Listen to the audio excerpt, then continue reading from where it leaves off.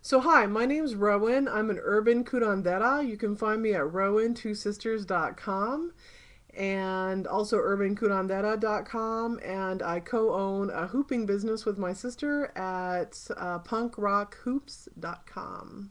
And every week almost I do open office hours on Tuesdays at 8 o'clock, and I always have a subject or a topic picked out, and if you have one, then shoot it up here to me. But what I thought we'd talk about today is about shame and nipples and breastfeeding and just kind of feelings around that. Okay, I've had a couple of clients come in this last week, and one client like totally hated having her kid on her nipples, and she's pregnant, and she's like, I don't even know I'm going to handle this again. And it wasn't something, because I thought it was something called D/EMR, which is dysphoric milk ejection reflex, which is when right before, well, let me read the definition. Dysphoric milk ejection reflex is a condition affecting lactating women that is characterized by an abrupt dysphoria or negative emotions that occur just before milk release and continue not more than a few minutes. So that's apparently a result of inappropriate dopamine activity.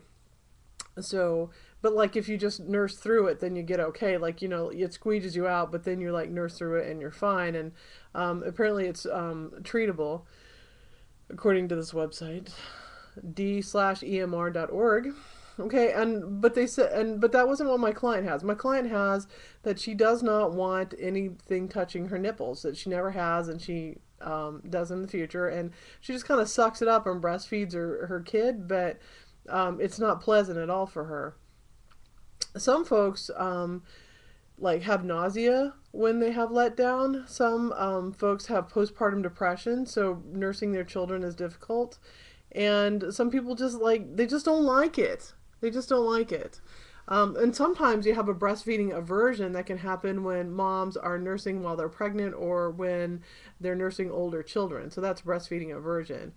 So those are some different definitions. But what I wanted to talk about today was my one client who had difficulty with her, she didn't want anything on her nipples, understandable.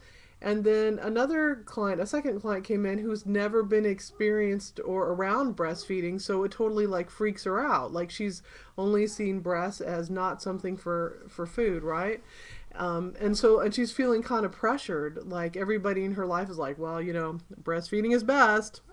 Well, if you don't breastfeed, well, breastfeeding is best. And I just want to say that maybe breastfeeding isn't best for your family. I had a friend a long time ago. Well, she's still my friend, but we're not as close. That part's not important to the story.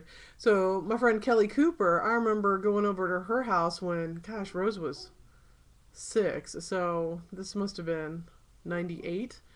And she was wanting to nurse her kid, and she was had a real, not a tough birth, but she was in a tough point in a relationship with her spouse. And I remember her laying on the bed and the kid just screaming. His name was Cooper, just screaming. And then when we got calmed down enough, like Kelly and I were talking, and he just kind of naturally latched on while she was side laying. And I remember thinking at the time, that's because she's feeling relaxed and easy enough in this moment, where in the past she'd been really overwhelmed and, like so hyper focused on breastfeeding. That wasn't until she laid down and relaxed and, just like felt easy. And I think it was like her heart opening and softening was what allowed the baby to latch. So I just think about that a lot. Like, what if she had never like softened her heart? What if it had still been this like really agonizing experience for her? And things I know now that I didn't know then is that we could get a lactation consultant in. And here in the Houston area, we have Baby Mamas and we also have the Babes, which are two excellent groups of breastfeeding support groups. But I think, thinking back to experience that Kelly Cooper had with her baby Cooper, and then thinking about my two clients coming in, one who just doesn't want anything touching her nipples even though she wants to breastfeed, and another woman who's never had her first baby, who's never had an experience being around nursing, and just seems totally foreign and weird to her and kind of gross. So what are kind of the choices, right? So I made notes over here. Notes. So I think really there's two choices. One is that you can suck it up, and the other is that you can decide not to have your baby on your breast, right? Which is kind of the what I'm calling the get off my lawn approach. So if you're gonna suck it up, then I would just encourage you to do all the things you can, like tapping or self hypnosis or ways to really create ease for you to maybe not get so like squeeged on the having a baby on your nipple. So if that's a hypnosis or an acupuncture or whatever, so that even though you're doing what you feel like is right for your baby, that it's not quite so harmful on your end, right?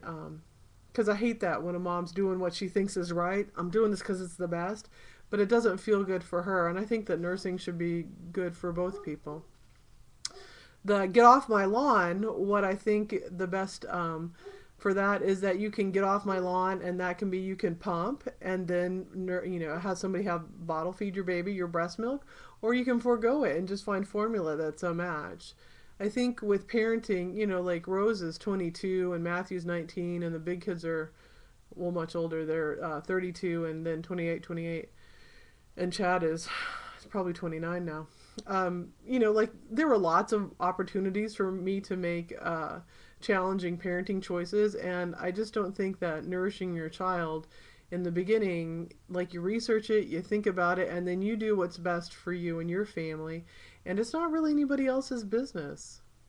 I saw a woman on Facebook ask a question about how to something about her kids sleeping, and then she said, "And don't suggest co-sleeping because that doesn't work for everybody and it doesn't work for our family." And I really appreciated her setting that boundary because sometimes we do need to say, "Look, I know that that's what was best for your family, but that's not what's best for my family, and I need constructive help, and not, well, you should be doing this." So I guess that's my thought about shame and nipples. And maybe let's explore shame a little bit more. That there is no shame in saying, this is not right for me. This is not right for me. This is not right for my baby. There's no shame in that. And I think when we allow ourselves to feel shame about something, it just kind of closes us down and keeps us smaller and tighter and less available to make good choices for our family. So, ways to work on shame is, I'm taking that Brene Brown course.